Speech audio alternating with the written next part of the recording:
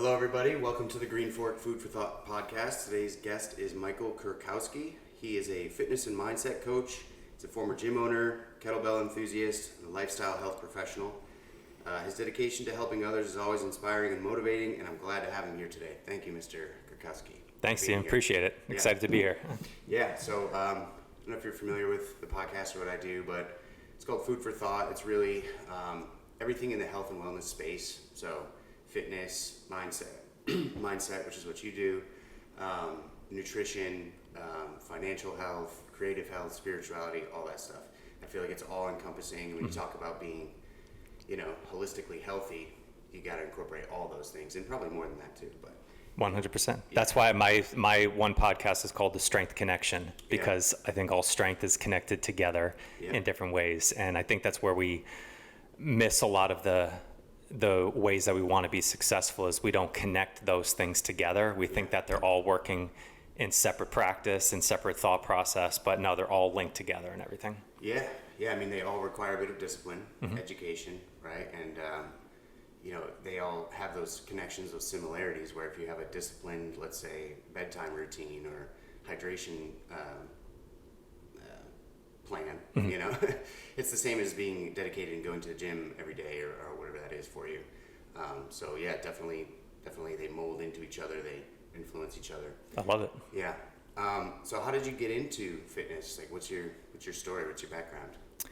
So to bring it all the way back, I started coaching in 2008. That was when I got into personal training and kind of just getting into the beginning steps, a lot of different evolutions and transitions from that. But to kind of bring it back of the why behind, like most coaches, I was an athlete growing up, but I wasn't the best athlete. I wasn't naturally gifted. I was, a husky kid. We used to say husky. I was kind of a chunky kid and always had a lot of athletic ability, but I was never like the top one on the team. So I couldn't just rely on my athletic prowess. So I kind of knew from an early stage that practice was where you went to get better. So I kind of have an affinity for going to practice early on. Most kids, you just want to go and play the games. Right. I really actually enjoyed practice. I played, basketball and baseball mostly. And a lot of things changed when I was 14, because that's when I had an injury on my hip. It's called a slipped epithesis. The layman's term is my femur slipped out of my growth plate. Oh. And it kind of feels like you have a bad groin pull. So I thought I just pulled a really bad muscle during basketball season.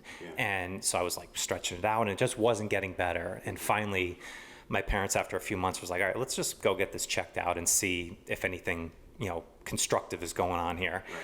And the ortho saw me saw me walk, and then he took an x-ray. He's like, yeah, see how that femur's out here? It's supposed to be right in there. So we're going to go and have emergency surgery today and put a 6-inch pin in your hip. And all of a sudden, I went from, I thought maybe physical therapy or I just needed to do some different practice. Now all of a sudden I'm going under the knife 3 hours later. Yeah. So that was kind of a big turnaround for me. And took me out of traditional sports and stuff for a while. I don't know if it's still that way as far as recovery, but I was off my feet for over a year. Oh, wow. Yeah, I was on 2 crutches for a year, and I was on 1 crutch for another 6 months. They were really making sure that thing was locked in there before I could even really do any weight bearing stuff on it. Yeah, that's tough. That's gonna be tough for an active kid. It was tough. Well, it was kind of looking back in retrospect. It was a lot of identity was wrapped around athletics. All my friend group we all played sports together. So, and this was right going into high school. So now all my friends went and kept going into sports, new friends, and I was kind of sidelined. So I was kind of a loner, more isolated kid early on in high school, which kind of made me into kind of a lot of who I am now, much more deep thinker, very good in solo time and stuff. But to fast forward a bit, after high school, kind of that kid that I really didn't know what I wanted to do. I went to college for a little bit, that didn't work. So got a job. And during a time when I was living in Boston, I thought I could maybe relive the childhood dream of playing professional baseball. So I was like, all right, I'm going to give a go at it. And that's when I got into really got into fitness when I lived in Boston. Just kind of old school, beat the crap out of your stuff workouts. When you're 20, you're made of rubber and magic, so you can just do anything from there. But I really fell in love with like getting into the gym and seeing my body change and just the energy that I had. I started to just think differently than I was before. So I went from Boston, moved to Florida to fulfill this dream. Didn't really pan out, so I moved back to upstate New York where we are. Yeah. Just got a job at a restaurant, and a good friend of mine who was also a waiter there also was a personal trainer at this place in Clifton Park. Now I was looking to kind of just get back into shape, kind of let myself go a little bit from all the transition and traveling. Yeah. And I went and I was like, hey, can you meet with me? I'd love to, see if maybe I can work with you, get a few sessions. Yeah. And he introduced me to the FMS system, the functional movement screen with Gray Cook and Lee Burton. Yeah. And he put me through this assessment process. Mm-hmm. And now going kind of back to my 14 of having that injury, when he put me through this movement assessment, I didn't realize I had so many asymmetries and compensations in my movement that I wasn't even aware of. Yeah. And it wasn't until he put me through some corrective exercises and got me like into balance that I felt amazing. Yeah, isn't that crazy? But what's so weird about it is I didn't realize I didn't feel amazing until I felt amazing, right? So that was when my fascination with like what the body's capable of, and like this is a lot more than just a meat suit that we walk around with. Yeah. So I got into like understanding A&P and physiology and kind of just getting into the physical side of health till I worked with that guy, that coach for a while, and he ended up being the manager of that company. And just one day during a session, he's like, hey, did you ever think about being a personal trainer? Like, I think you might be good at it. Yeah. And I'm like, well, how's it work? Like, what is this really about? And he told me about like some certifications and stuff. And I was like, I really feel like I want to give a go at this. And got a certification, kind of worked the front desk of a gym, built a client base, eventually managed that place for 10 years. Fell in love during that time with hardstyle kettlebell training and like the school of system from the school of strength from like the RKC and Pavel Tatsulin's work. Yeah. And then from there left. Me and my former business partner had a studio in Saratoga Springs here for a bit. Yeah. COVID changed a lot of that till now. I've had my own business. It's called Breakthrough Secrets, where I work with people mostly virtually on really connecting not just the physical side of strength, but the mental side, the emotional side, all different areas of life together in their programming. So that's kind of the full pattern of what's going on. That's great. I think you glossed over a lot of the stuff that I want to talk about so that we can get further into that. Sure. But I think a lot of the coaches that I talk to, a lot of the people that are in fitness, they all come from have a similar story where it's like you got an injury, you try to figure it out, you get amazed by how the body works and A&P and like, okay, what can I do with myself? You start to feel really good, and then you want to share that message, right? You want to help other people feel as good as you do, So experience is the greatest teacher, and it's you kind of go back to what were the things that you maybe were trials of, or like the challenges that you faced that you just naturally overcame. I think so much of what we learn is just in retrospect. Like when you're in the midst of challenge or kind of figuring things out, you're not kind of thinking a lot of that like, oh well, this is going to be a great story of my path. You just kind of try stuff out. And I've talked to a lot of coaches, from my podcast and conversations too. It's all like we weren't the greatest on the team. Like we were kind of in that middle zone, but kind of fell in love with the process of getting better. And I just kind of think it kind of fell in line from there. Yeah, totally. I've been following you for a while since I moved back to the area, and that was 2018, just end of 18. I actually came into your gym, Evolution Kettlebells, because I am obsessed with kettlebells. Okay. I never did the Strong First or the RKC or anything like that. I was more of the like on it flow kind of thing.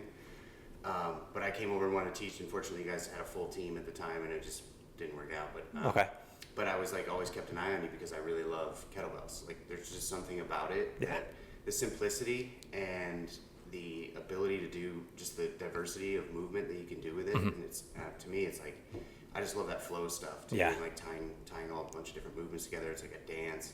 And so you get a workout without even really having to go to the gym and spend 2 hours like going from machine to machine. You know what I mean? It's more like fluid, dynamic. But so tell me about your journey with the kettlebell. Like why you're so drawn to that? Yeah, it's evolved a lot over time. And I think it's more so it's not expanded, but it's refined. I got my first kettlebell certification in 2010. So this is 15 years down the line of kind of focusing on this tool. And I've pondered it a lot of like, why am I so drawn to this, this one tool? And what I've realized is it's not as much the tool that it's the system that I was taught. So if you've seen any of the work that Pavel brought over from like, the Russian School of Strength and stuff like that, it's we think of it as strength as a skill. Yeah. And, the kettlebell is the tool to enhance that skill. So how I got introduced to it is when I first got into personal training, was kind of a jack of all trades, just trying to expand my knowledge as much as possible working with people. But I was always drawn to the kettlebell work, like personally, like the simplicity of it, of ballistics, like swings and snatches, things like the Turkish geta presses. Like it's something that felt very aligned with my body, and I was just always drawn to it. But then in 2009, Brett Jones, who is the director of education with Strong First, he became my coach and one of my great friends over the last 14 years. He did a level 2 FMS workshop at my gym in Clifton Park. And at the time, he was a master RKC instructor with Pavel. And I was kind of learning about the system, kind of seeing it on social media and YouTube and stuff like that. And I was like, oh, this is really cool. And there was another guy there who just went through the RKC system. And Sunday morning, before we were going into the final day of the cert, some people got there early and they were just kind of screwing around with the bells on the side. And I just kind of jumped in like, hey, can you take a look at my swing? Like thinking I'm going to show them some stuff of like my cool skills. Yeah. And Brett in like 7 minutes tore my swing technique apart with like a 16 kilogram kettlebell. And I was like, pouring sweat, like heaving, and I was like, oh, there is levels and layers to this that I am not aware of. And after that I was like, okay, like I really want to learn this system and really understand this. And the RKC, the Strong First, like there's some rite of passages, like there's some specific standards that you have to pass in order to become an instructor. It's not just like getting the knowledge and like knowing, like you have to showcase your strength a little bit. It's not just some cert where you show up and get a certificate. No, you've got to pass some shit. Like you've got to get through some stuff. You have to do the snatch test. You have to be proficient with, the specific, like you have to develop your strength. And also if you recertify, you have to, show that you've maintained your strength and you can still do those things. And I really admired that. I always thought that was really cool because it wasn't just something where, oh, I need to recertify my credentials. I can just show I went to a seminar when I could have slept in the back and really didn't learn anything. Like, no, they make sure that you're still at least at a baseline standard level maintaining your strength. So I just thought that was really cool. And, it's very simple. Like in level 1, you learn 6 movements in 3 days. Like it's 32 hours of focusing on 6 things. You get deep down into the weeds of this stuff. And I think from my background, like with baseball, like I always thought baseball is a fascinating sport to me because like everything is just in the details. Like how you move your elbow up and down or shift your weight is the difference between hitting a pop fly and hitting a home run. So like all those little details and then repeating them and like committing them to muscle memory, I just always thought was so cool. And I kind of saw an analogy there with kettlebells as far as like strength and conditioning and fitness. So I think that's kind of where a lot of the love of it came from me. Yeah, and the details. The details. Figuring it all out. So that is 6 movements. You have the swing, the snatch, the press. What else? Press, the clean, the get up, and the front squat. Nice. Okay, cool. And that's level 2 as well? Is that pretty much it? No, level 2 goes into like another aspect where we go into like the push press, the jerk, like a little bit more athletic movements. You get a lot of double kettlebell work in level 2. Yeah, cool. So it's but it's, same system, deeper dive, so it's kind of going from a 6-foot pool to a 10-foot pool. Like, all right, now you need to really dive deeper into it. The first one, it's evolved a lot over time. Like, I mean, I went through the RKC, which with Pavel, which the RKC is still around. It's a little different program now, but then, Pavel in 2012 created Strong First. That's when a lot of the work with the barbell system and the body weight system, like that's why it's a school of strength. Like the kettlebell is kind of the entree, but it's not the whole meal. Like there's other areas of strength that they really focus on, but everything is more about like the philosophies of it is, we practice, we don't train. It's like you're not just going in and trying to elicit an emotion and like feeling like, oh, I'm sore and I'm sweaty, so therefore that's a great workout. It's more of, no, I'm working on my skill set and the workout is the byproduct of it. So man, I wish that message was out there in the general fitness community more.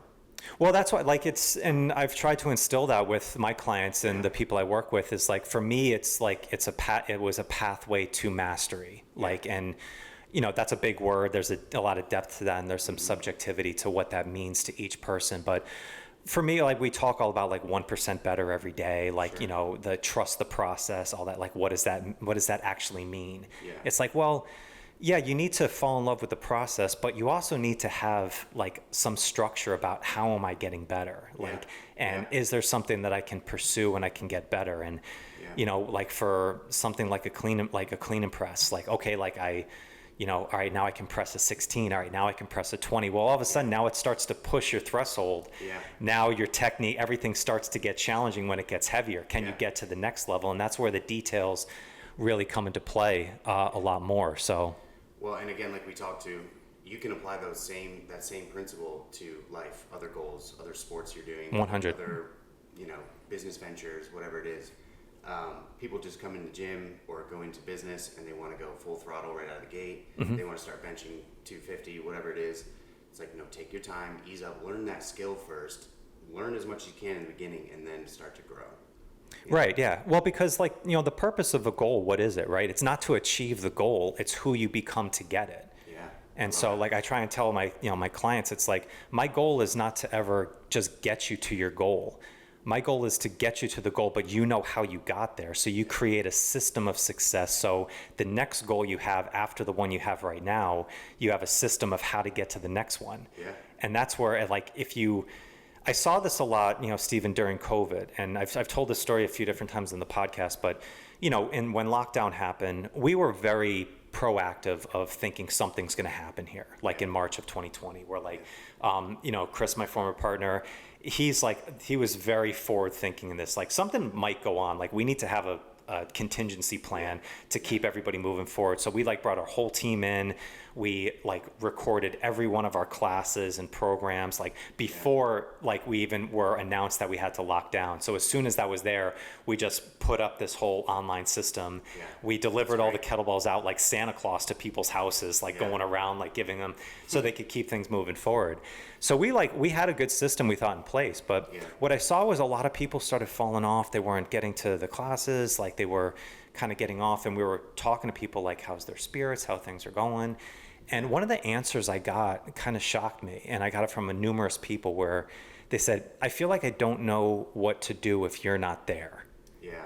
And I was like, that's really interesting. And then I talked to some other friends that I had who were also personal trainers in different ventures, and they were hearing the same thing from their clients, that as soon as we were removed out of the equation, people felt like they didn't know what they were doing. So as much as we were trying to help people, we were also subconsciously enabling people at the same time to rely on us to tell them how many sets to do, tell them how many reps to do, like be there at this moment. Well, that's all well and good when everything works out very well. But what happens if all of a sudden you remove everybody out of the equation and you have to rely on your own autonomy to get to where you need to go? Yeah. And that's when I started looking at like the psychology of success and like, why do some people succeed and so many people fail?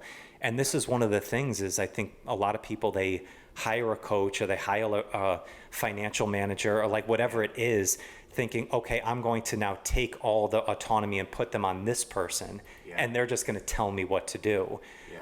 The problem is you can succeed with that for a short period of time, but eventually if you don't understand it for yourself or if you remove all that stuff, what are you left with? Yeah.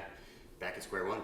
Because you didn't actually learn anything from your coach. Yeah, you were a very good soldier. Yeah. Like you followed orders very well, but you didn't really create a system of success that's repeatable over and over again. Yeah, I think for a lot of folks, myself sometimes, it's like I need to have that place to go to and be there for me to do that thing, whatever it is, like going to the gym.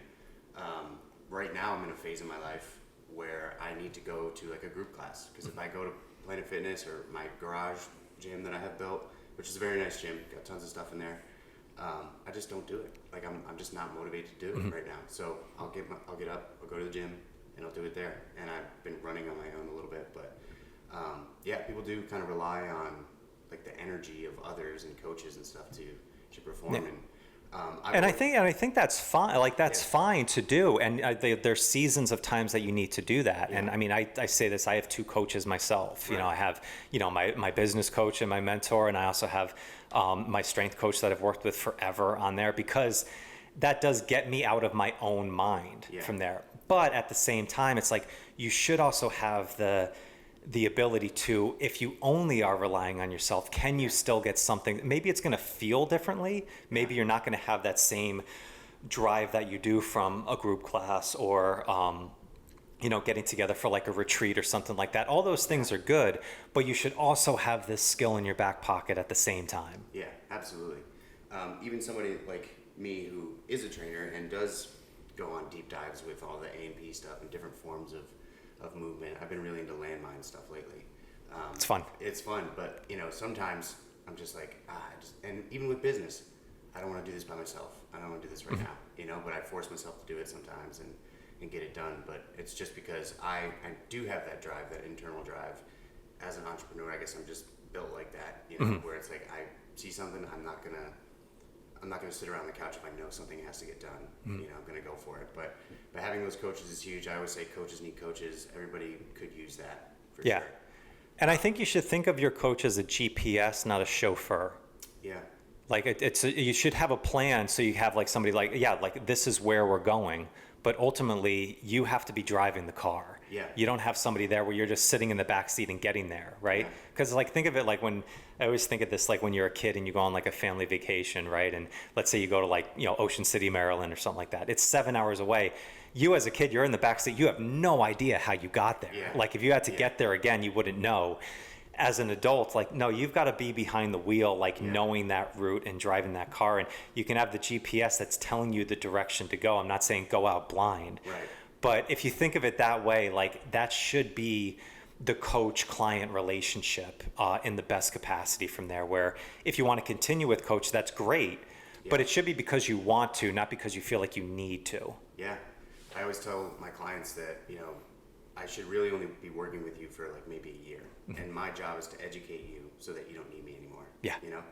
So I always try to fill my sessions with not just the work, but like the why behind what you're doing, getting into those details a little bit. Depends on the client. There's a whole art of coaching, but I try to educate them on every single movement so that they can then do it on their own. And they have to be able to meet you halfway, right? Exactly. You can't do it for them. You can give them the blueprint, you can give them all the tools, but they have to have this drive to be educated and do it for themselves. Yeah. And if you do it for a short period of time, like you will develop the skill and it's going to take a lot less energy after a bit. I think that's always a challenging piece for anybody when we're at the beginning of a venture, is we think that how it feels at the beginning when you're first getting started is how it's always going to feel. Oh no. Yeah. I mean, it's like, no, you develop literacy, you develop, competence of doing this, where it's like, it might take a lot of energy at the beginning of a venture to go in and learn a system and learn a process. But once you get it down, then it becomes a little bit more second nature. Yeah, it's yours now. Now it's yours. Now you own it. Exactly. Like you need to, and we talk about that in kettlebell training all the time, like train it so you own the movement. Yeah. It's like if you own the movement, so it's like, all right, I want to do a get up with a 24 kilogram bell. It's like, okay, well, if you do it once, is that the goal? Like just to do it? Right. No, you want to go in and own it. Like, can you do that at any given time now? Like where, whether you're cold, whether you're loose, whether you're tired, whatever, you can go and you can do that with proficiency. All right, now you own that movement. Yeah. And now you go to the next step, and then you go to the next step. That's great. And that's like, again, another metaphor for life. And that plays into, I feel like when you do stuff like that in the gym, it boosts your confidence and it plays into that mental health, right? Like you start to feel, besides the actual physical, like, oh, I'm getting stronger and I feel good, winning, checking those winning boxes, like, oh, I just did the 24 kilogram get up today. That's awesome. I'm going to move through the rest of my day with so much confidence. So how, like, as a mental health coach, do you talk about that with your clients?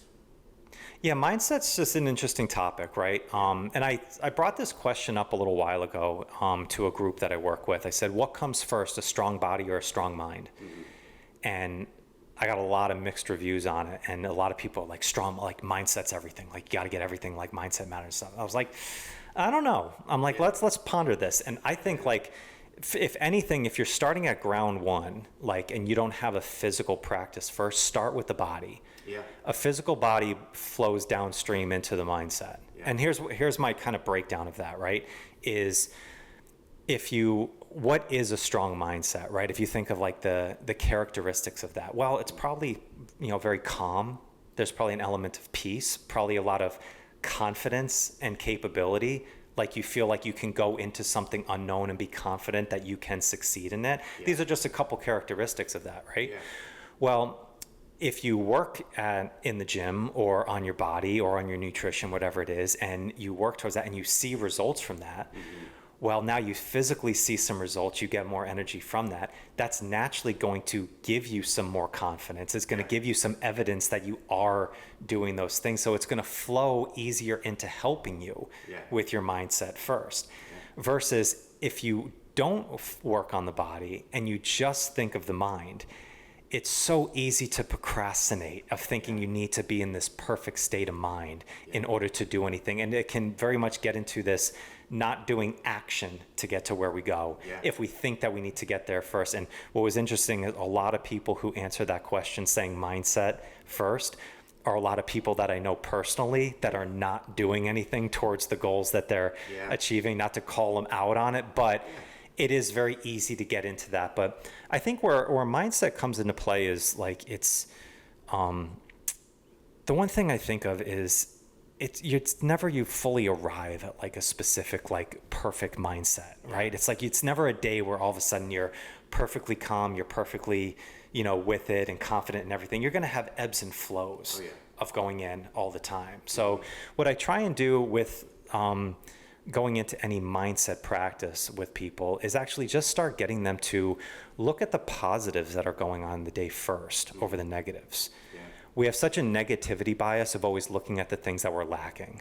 Sure. Right? It's like you can have everything going on, but like, you can have 100 people say you look amazing or you're doing something great, but one person gives you that negative comment and that's what you're thinking about throughout the day. And I think it's not a theoretical thing, or it's not like some woo-woo thing that's going on. This is a biological thing with our brain. Oh yeah, it's real. Our brain looks for threats. And if you see something negative, we perceive that as a threat. So it's going to look at that more closely and in bold letters before anything. So if you just finish the day with like, okay, like what went well today? Like what were some wins that I took away today? It's like, I woke up and I really wanted to hit the snooze button, but I put my feet on the ground and I just got up and that is a huge freaking win. We don't think of it in like the day by day, like that's a big win right there.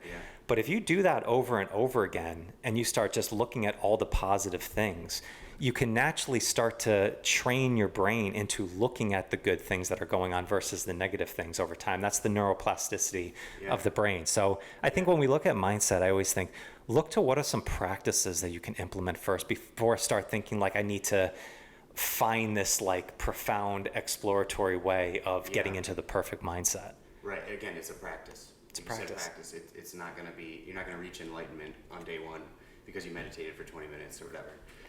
So I do things like gratitude journal in the morning. Not every day, I need to be more consistent with it, but gratitude in the morning, and then at night, it's like 5 things that I did today that I'm proud of myself. Beautiful. For, so things like that are great. But do you practice any sort of like philosophy? I think I've seen you post about Stoicism quite a bit, and I read the Daily Stoic every morning. I've read all those books. I'm really into that kind of thing. And it's about having those practices and having that good mindset to be able to deal with the ebbs and flows, like you said. When things go south, which they will, when you're not feeling well, when it feels like things are just getting too overwhelming, what I do is kind of just try to breathe for a second and then tackle them one by one. But is there anything that you do, any practices that you have that help you get through those tough days? Yeah, practices, every day I start with intentions. And every day I close out with wins and victories. Like those are the 2 bookends things there. So if you, shameless plug, if you go on my website, like I actually have it's called 5-minute mindset. This is just the 2 practices that if you do over 30 days, it's just bookending your days with starting with intentions and ending with wins. That is something I learned from my great friends and mentors, Brian and Carrie, from their work, like with Eliminate Your Limits. Those are the practices that I am pretty religious on. Yeah. Philosophy, I've dabbled into philosophy in so many different ways. I've been down the Stoicism route with Ryan Holiday's work, with reading his stuff. Meditations, I think, is the greatest piece of literature we've ever had. Yeah. It's a fascinating book. The first self-help book. And what's weird about it, though, is like it was never meant to be published. Right, it was his journals. It was his journal. Like I've heard this say, like if Marcus Aurelius like knew that this was like put into publication and read by millions, he'd probably be so embarrassed. Yeah. It's like, I mean, it's a fascinating book, like a book that wasn't supposed to be published. There wasn't any hubris in it or like, oh, I'm going to write this and this is going to be freaking awesome, like for everybody and stuff. Like, no, it wasn't that. So I think you can take a lot away from that. I've gotten a lot from the Taoist work, like Lao Tzu's Tao Te Ching. Yeah. I do a weekend Tao where I write about a verse in the Tao each week. Oh, cool. And that is the best lesson and philosophy that I've learned about allowance and about letting things go, the way that they're supposed to, from that and, from, my just spiritual, just connection with God and stuff. I've had a lot of back and forth battles of belief and structure with that over there. But what I think helps the most as far as practice is just surrender. Yeah. Like, what do I need to let go of? Yeah. I've coined this term that I've been thinking a lot over the past month is knowledge is expansion, but wisdom is refinement. Yeah. So I think it's more about the more we really dive deep into the things that are really valuable in our work, it's not as much about what do we need to add, it's what do we need to strip away. And a lot of that is stripping away the sense that we have control over anything that we're going into. Right. So I think of this, especially like if you're going on like a fitness journey, like, oh, in 30 days, I'm supposed to be at XYZ weight and have all this, and the guaranteed here, all this type of stuff. We all know that that's a recipe for disaster because the body's going to respond the way that it's supposed to respond. You have days where you do everything right and your strength just feels like absolute dog shit. You have other days where you do everything wrong and it's like it's one of the best workouts there. You can spend a half hour trying to depict why that is, or you can just allow it to happen. And I think in especially work in like entrepreneurship and stuff like that, like there's so much that's not within your control that you just need to focus on. All right, what are the things that I can control? What are the standards that I'm going to hold myself to? Right. And that's helped me more than anything of being able to not just stay consistent, but stay patient. Yes. Yeah. Same.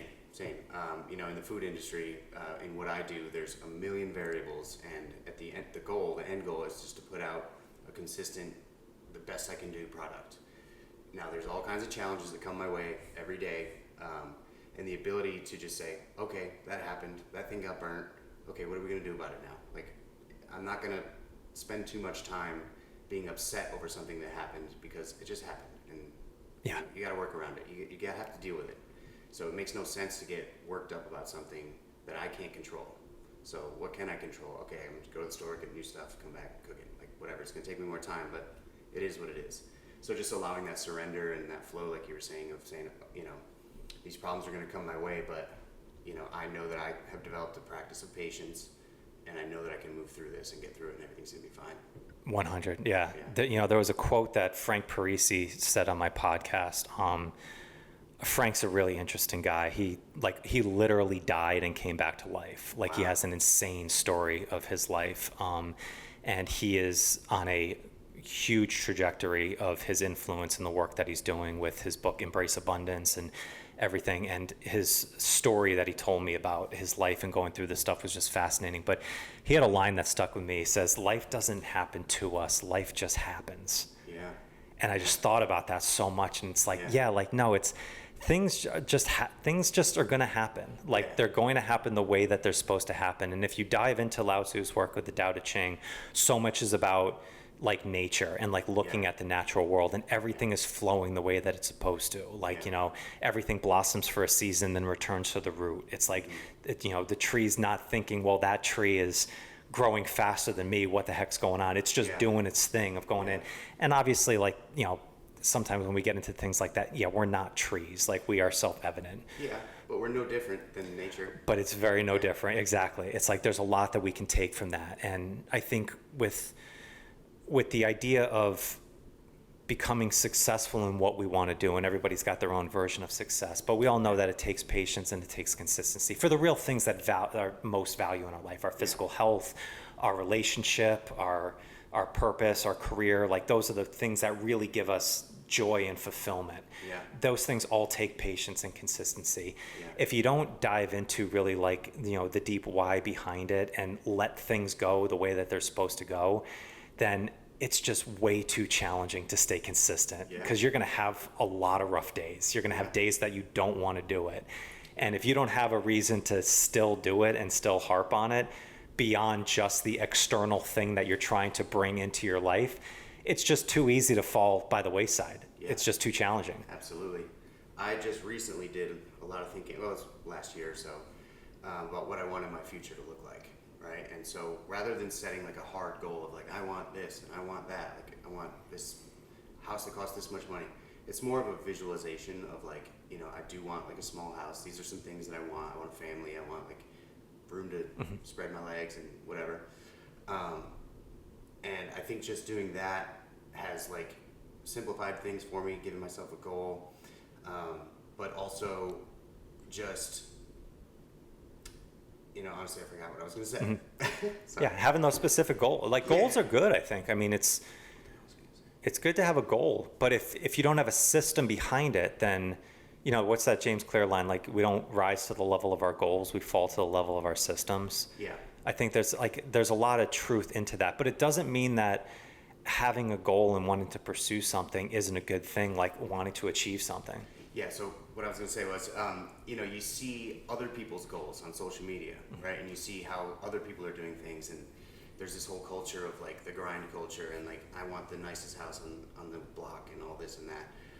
I had to do some reconciling and get off social media, really, and stop looking at what is expected of me, in quotes, and what the American dream is and what's my dream, what do I want? So I think that social media can have a terrible impact on our mental health, on our mindset, if we allow it to, because you just see so much of what everybody else is doing, and I had to shake that off and kind of do my own thing. It's a tough thing. It's I think we're comparison beings in that way, all the time. And social media is only accentuated it a lot more. Even in fitness, you think you're strong, you think you're hot shit. Some guy's lifting way more than you or whatever. He's got tens, thousands more followers and this and that. And, that's not what it's about. Like I'm happy with the fact that I'm making a good impact in this community. That's my mission statement. That's my goal, is to do what I can with my community. And I'm okay with that. I don't need to be a national superstar. Oh yeah. It's funny. I'm still working on this, but I've made some breakthroughs over the last 6 months on this mindset on it as well, because being in the Strong First community, right, there's some freaking beasts. Yeah. I mean, there are people who I have seen do some of the most incredible things. This was one of the things that really led me into that too, because I saw a lot of people who were just doing unbelievably incredible feats of strength, and just the way that they could move their body, what they developed. I was like, there's something really to this. So I've seen like people who are vastly stronger than me, vastly more conditioned. And for a while, it was always, if anybody complimented me or said like, wow, I can't believe you can do that, my immediate response is like, oh, well, I've seen way too many things. Like, I'm nothing compared to these people. And I was thinking I was being kind of coy and like kind of humble in that way. At the same time, I was like, but then I was like, no, I'm diluting like the success and the work that I've actually done. It's like, you know what? I've trained consistently with this for 15 years. I was at the lake the other day and I actually was just doing a workout, just getting some stuff done. Somebody came up to me and he's like, how much weight is that? And I just showed him this, 24K and stuff. He's, oh my God, like that's amazing.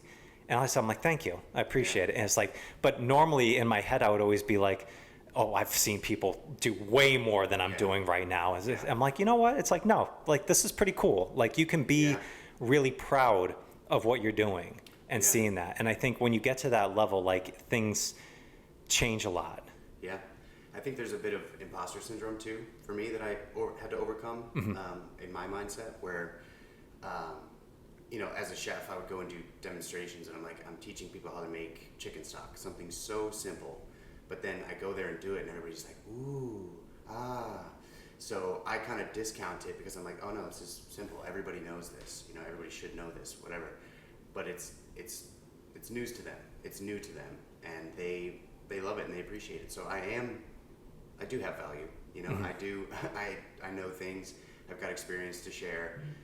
But it just took a little bit of time for me to, especially when I first got in the game, to overcome that and just be confident in my abilities. Yeah. I might not be as strong or as fast or as rich or successful or whatever as the next person, but I do have value that I can share. Oh yeah. Well, and I think too, like social media has inflated like what we think like the amount of success or attention is worthy of like being praised. You see these people have these huge platforms and they have millions of views or hundreds of thousands of views, and you think like that is like the measure of it. Right. Versus not. I thought this in March this year because I did a launch party for the Inspire Saratoga podcast, and I did it at Skidmore in their new facility there, and put it together all myself. Like everything was just on my back, like just promoting it, reaching out to people and all this stuff. We had 47 people show up. Nice. And I'm like, it was a room of like, in a small room, 47 people, like the entire room is filled. Yeah. And I'm like, oh my God, like it was the first event that I ever put on just myself, like by myself with like no other help and stuff like that. And I was like, holy shit, like this is great. Now, if I saw that on social media, I'm like, oh my God, this only got 47 views or something like that. I'd be like, wow, this is a failure. Actually, like, no, like 47 pairs of eyeballs looking at you, interested in what you have to say and actually like chatting with you. Like that is so unbelievable. And it was just like, it was such a mind blowing and like really like transcending thing for me just to start with. And, I'm going to keep doing more and more and, hopefully they'll grow and they'll get to the next step. But it's like seeing that of like, 47 people in here, like all with your attention, like that was so powerful. Yeah. And it's like for success, specifically with coaches, like thinking you need to have these like huge platforms with all this attention and stuff. We've lost a little bit of that just one-on-one just conversation of just having like sitting down with somebody, and like if somebody's just sitting there and you can help them and you might be the most inspiring person that's in their life. Yeah. Like you are just as big as a Joe Rogan or whoever that you freaking listen to of like these huge platforms. No, for that person, like you are the person. Yeah. Give them everything you've got, and that's huge value. Yeah, 100%. I got a question that is not necessarily wellness related. It's a question I do on every podcast. Sure. It's the last meal question. So it's if you were on death row for whatever reason and you had one last meal that you were going to have, that you could be anything. It could be a whole spread, anything to eat, anything to drink, whatever it is, what would it be? Do you ever, so I'm going to go off for a sec. Yeah, do you ever see the list of like serial killers' last meals? No. Oh my, I actually watched a podcast where like all of them, like the craziest one, Eileen Wuornos, the one who like, do you ever see the movie Monster? No. She's like the first female serial killer, something like that. Cup of black coffee. That's it? I'm like, that's crazy from there. So I'll digress from that. I'm sure that list gets wild. Oh, it's a little nuts from there. Yeah, we're fascinated with that culture of stuff, I think, in general. But last meal, the first thing, I'd probably ask my mom to make like some, like her homemade marinara sauce from there, just so I can have a little taste of home. Like it's not like the craziest thing ever, from there. But I would probably say like, I have such a fond memory of like walking into my house when I'm a kid and like you smell like the marinara. I have an Italian mom who is an amazing cook, and she'd be making sauce on the stove, and like the whole place just smelled, with that aroma of there. And you grab a piece of bread and like dip it in the sauce, and then I knew we were having just pasta and meatballs at the end of the day, from there. So I'd probably just want that like one final memory before I kick the bucket to roll in. That's good. Comfort food. Yeah. Yeah, I love it. I think when you look at like, in the same way like a coach will look at the way somebody moves, right? And you can kind of tell a little bit about their personality from the way they move. Sure. I can kind of do that with food. Like, so people's comfort foods, like what is it? And it tells me a story about who you are and like where you came from. Okay. Yeah, it's What's your meal? Has anybody asked you a reverse? Yeah, it's big breakfast. I just like steak and eggs, Okay. potatoes, blueberry pancakes, and a nice tall cold beer. Finish it off. Okay. Yeah. Oh, you're gonna pass out right before then. Yeah. I just want to feel full and That's fat great. Yeah. and happy. Yeah. You know, if I go out to eat anywhere now, like I pretty much do all my own cooking just because I enjoy it. But if I do go out, I'd rather go to breakfast than anything else. Right. I love eating breakfast out at a diner. Triangle Diner. I went to the Triangle Diner on 4th of July. Yeah. And it's like just an old school diner. Like I have so many memories of that. Me and some old friends, like in high school, we would go to like the Townhouse Diner when I grew up in Niskayuna, and it was like, I remember like, you know, eggs, toast, and coffee for like $2.14. Yeah. Like it was freaking amazing. But I love breakfast out. Yeah. Like when somebody just brings you breakfast, it just feels like you're kicking off the day in a good spot. Yeah. My son and I go to Triangle all the time. That's I get awesome. The corned beef hash. Okay. I get there. It's amazing. But yeah, food and it has a culture to it, right? And it tells a story about like who you are and where you came from. What's your favorite like type of food to make for yourself? I mean, I imagine you eat pretty clean. I do, yeah. I mean, now I'm not too much of a foodie. Okay. I'm pretty like just diligent, just because more of the mental side of me, like I kind of check that box off. So I do a lot of the Instant Pot is the greatest invention ever for somebody who's not a cook, because I can make a crap load of food at one time. So I do a lot of like jasmine rice and chicken and broccoli type stuff. But you know, to go off of that, like I do a lot of like beef. I keep that pretty, you know, simple and consistent. I like, you know, it's kind of like my kettlebell training. Like I like good, simple food done really well. Yeah. Like I'm not a extravagant person. My parents live in Aruba half the year. Oh, cool. And when I go down there, like fish, like good, like quality fish is amazing. Like their like grouper is unbelievable down there. And it's like just that with some, you know, just good cooked vegetables and stuff like that is fantastic. But if I have to be like completely honest with food, Italian is in my blood. It's like my last name's Kurkowski, but I'm mostly Italian. I'm 3/4 Italian. Okay. So we just grew up with just the quality, you know, just food like that. That's where I'll go gluttonous. Yeah. Like give me like lasagna and stuff that's where I go into the trance of like, I don't even know what's going on around me. Like I am just in that plate of food. It's like, it's me and that dude and we're just going to town. Yeah. Presence, awareness, total presence. Yeah. Yeah. Yeah. Food is amazing. It's like, it's such a cultural thing. That's why, like, I mean, I work a lot with people with nutrition and stuff, and people are like, oh, food is fuel. It's like, that's bullshit. I'm sorry. It is so much more than that. Yeah. Like, I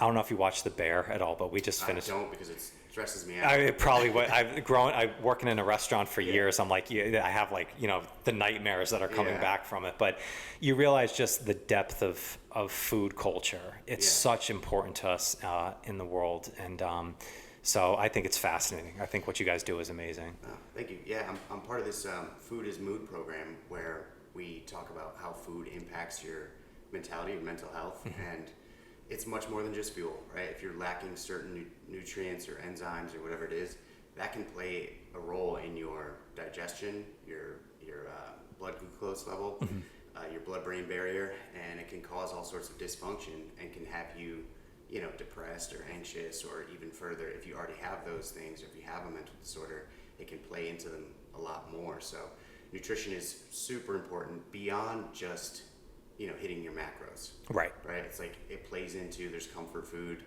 There's a reason why we reach for a bar of chocolate or something sweet. And if we do that over and over again, it kind of just keeps wearing that tire down. So yeah, there's much more to it. And I'm fascinated by, you know, comfort food, especially, and like, why is it that way? Like, because it's something you grew up with, it's a cultural thing, or, you know, if your body's actually calling for something and then you try to give it that. That's interesting. Yeah, it's like I could see there's a togetherness of it that's coming together really well. Like you don't make comfort food usually just for yourself. Yeah. Right. Usually it's shared. Like people are bringing plates in, like when you're getting together gatherings and stuff like that. So there's probably that connection in there as well. I mean, who can't love? I had a friend who went to the Culinary Institute when I was young in my 20s, and He stayed with us in Boston, and like as payment for us kind of letting him stay, he would cook food for us all the time. Nice. And he made this like comfort food, like 5-course meal with like chicken and mashed potato. I mean, oh my God, it's like I still remember that meal like to this day. And we're eating it on the porch on like with, you know, we didn't have any real cutlery and stuff like that, but the food was just so good. Yeah, it was amazing. Yeah, and I think that food can play into your mindset. Yeah. Right. If you are eating crap all the time and you don't take the consideration to treat yourself with respect and feed your body with good nutrients, you can. I mean, I've even done it. You know, before I was really into fitness, and like I said, we have these ebbs and flows where you can just tell when I eat like garbage, I start to get lazy, unmotivated, and there's definitely a connection there. You start to not train as well or not train as often. There's definitely a connection there. Have you seen that in any of your work? Oh, 100%. You know, I think there's connection in really everything that we do. And I try and harp on this a lot with my clients and who I work with and this is why I think that a lot of people yo-yo in their success so much, and like they're good for a bit, and then they fall off. You know, this is something I think we don't talk about a lot in the fitness industry. Is everything is marketed and leaned towards getting started. Yeah. Everything's in the beginning steps. Get a 75 hard, 30-day challenge, whatever it is. Like all these short-term, like just get going, right? We're very good at getting going. Or extreme things too, right? Exactly. Well, and it's like at the beginning of anything, like there's excitement to it, there's nuance to it. Like that's when motivation and the emotional side of it is at its highest. Right. What's most challenging is when you get through and you're in the middle of it. Yeah. And that's where most people fall off. Like most people are very good at dropping weight or getting to the beginning steps of their goal. 6 out of 7 people who are like, you know, considered obese will lose a significant amount of weight, like 30, 40 pounds, like 10% of their body weight. But 95% of them gain it all back and then some over 1 to 3 years afterwards. Yeah. So we have no problem getting started. We have problems challenging with it in that continuation in that middle of it. So what I try and say is like, if somebody's really challenged in like, you know, getting consistent, or they keep falling off, they keep kind of falling off into the old habits. I like to ask them about, well, what are other areas of your life that you're really successful in? Like, what do you do really, like, what do you value the most? Yeah. Like a lot of them, you know, it's their family, it's their career and stuff like that. Oh, I love, like, I'm a really good dad. Like I'm there for them. I really, you know, make an effort to it. Like I do think I'm a really good dad. Okay. Like, well, if you stayed really consistent and worked really well in your health, would that enhance your ability to be a dad? Would it hinder it? Like, think about that. Like, how would that go? Yeah. It's like, okay, well, it would be better. How so? Like, well, I'd have more energy, you know, to play with my kid. They probably see me as an example and more of a role. I want them to be healthy on there. So now all of a sudden you're tying other areas of value of your life into the practice that you're trying to develop and implement. Yeah. Then all of a sudden on the day comes when you feel like garbage or low mood or tired or something like that, and you don't want to do it, you know that there's deeper reasons why you do that. It's not just to try and get a 6-pack, right? You know, or drop weight and like for all these external reasons that we say we want to get to. No, there's a deep intrinsic reason why you're working on your health. Yeah. But it takes some time to really like connect those things together. But if you do that, then it's going to make the tough days a lot easier to do those things because you're serving a higher purpose to it. Yeah. It's more about who you are rather than what you're aiming to get. Yeah, and I think that's a really great thing as a coach. The art of coaching, right, is to find those pieces like, okay, if you're not disciplined here, where's another area you're disciplined in?